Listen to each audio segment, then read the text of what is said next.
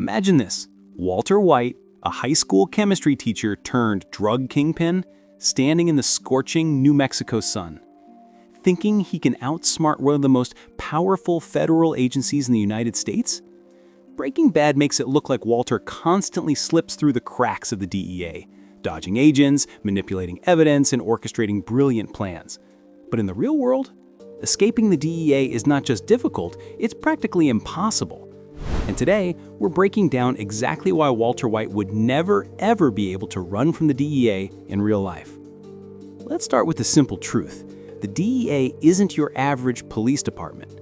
It's a federal agency with international reach, unlimited coordination power, advanced surveillance tools, and entire teams dedicated to tracking one thing, and one thing only: drug production. If you think Walter's little RV cookout sessions would go unnoticed, think again.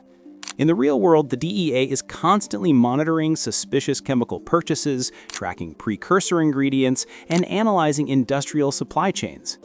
Chemistry leaves a trail, and Walter would leave a massive one. Now, picture this. Every time Walter buys methylamine, every time he purchases lab equipment, gas masks, giant plastic containers, or large amounts of Sudafed-like precursors, those transactions don't just vanish. They trigger reports. In real life, there are entire automated systems designed to flag exactly these kinds of purchases.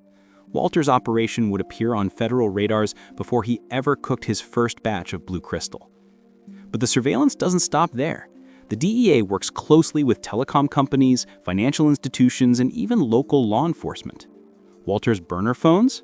In reality, those can be tracked through tower pings, metadata patterns, and cross-device behavior. And remember all the times he sneaks off to meet Jesse or conduct business behind Skylar's back? Each of those trips leaves a digital shadow. License plate readers on highways, traffic cameras, bank withdrawals, ATM logs, GPS metadata.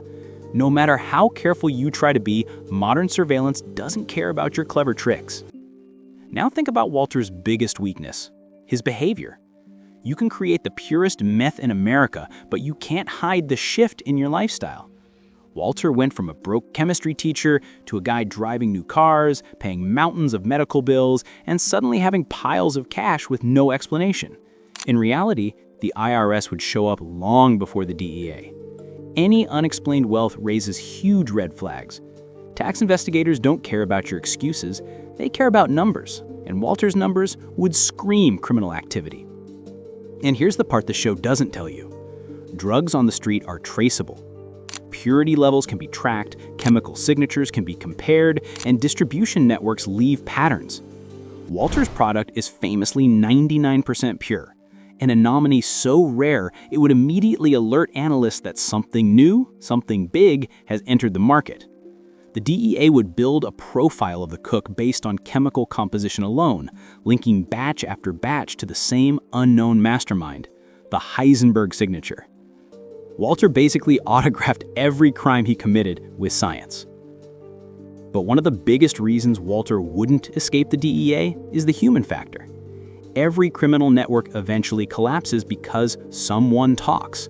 In real life, drug operations are destroyed from the inside. Informants, flipped suspects, undercover officers, someone always breaks.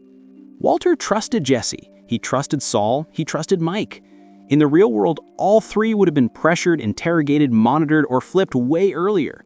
The DEA doesn't need to catch Walter in the act. They just need one frightened, cornered associate to point the finger. And that RV, the rolling meth lab? In reality, it wouldn't survive a month. Mobile labs are one of the DEA's highest priority targets because they're unstable, dangerous, and easy to detect. The smell, the heat, the chemical waste, agencies can spot it from helicopters using infrared imaging. Walter's precious lab on wheels would show up like a giant glowing beacon on a thermal camera. Now let's talk about Hank Schrader, Walter's brother-in-law. The moment the DEA suspects someone, their entire social circle is monitored. Phones tapped, vehicles tracked, contacts cross-referenced.